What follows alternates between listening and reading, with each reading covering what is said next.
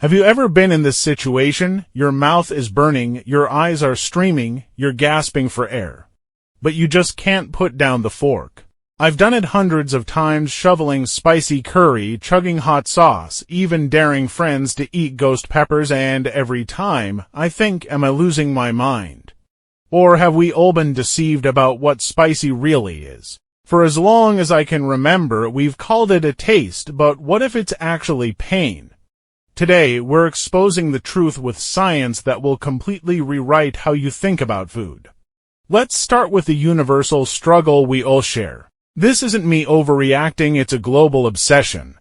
Walk through any food market in the world and you'll see the same scene. People grimacing, fanning their mouths, reaching for water, then diving back in for more. We've all whispered the same question to ourselves or yelled it between bites. Why?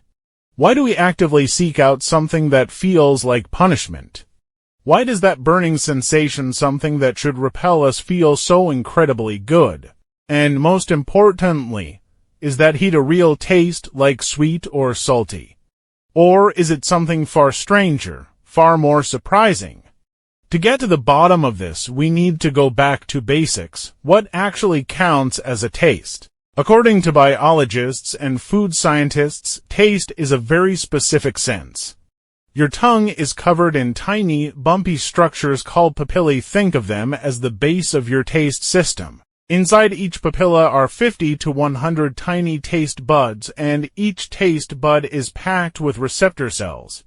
These cells have one job: to detect specific chemicals in food and send signals to your brain. And here's the key point: science has identified only 5 primary tastes. Let's list them out. Sweet tells your brain this has energy. More. Salty flags the electrolytes your body needs to function.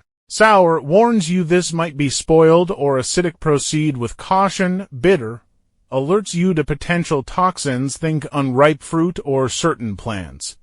Umami, the savory taste that signals protein found in meat, cheese, mushrooms, seaweed. That's the complete list.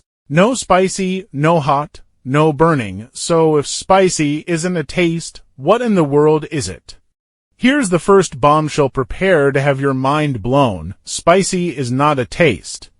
It's a pain response. Let's introduce the culprit: capsaicin. This is the chemical compound in chili peppers that gives them their heat. And here's the game changer: capsaicin doesn't touch your taste buds at all. Instead, it targets a completely different receptor on your cells called the TRPV1 receptor. Now, the TRPV1 receptor isn't designed to detect flavor. It's a danger detector. Its sole purpose is to alert your brain to 2 things: extreme heat, temperatures above 43 degrees Celsius, hot enough to damage tissue, and chemical irritants like acid from vinegar, smoke from a fire, or yes, capsaicin from peppers. When capsaicin binds to the TRPV1 receptor, it's like tricking the receptor into thinking your mouth is on fire. Let's walk through what happens when you take a bite of a spicy taco. The capsaicin hits your tongue, latches onto those TRPV1 receptors, and screams, danger.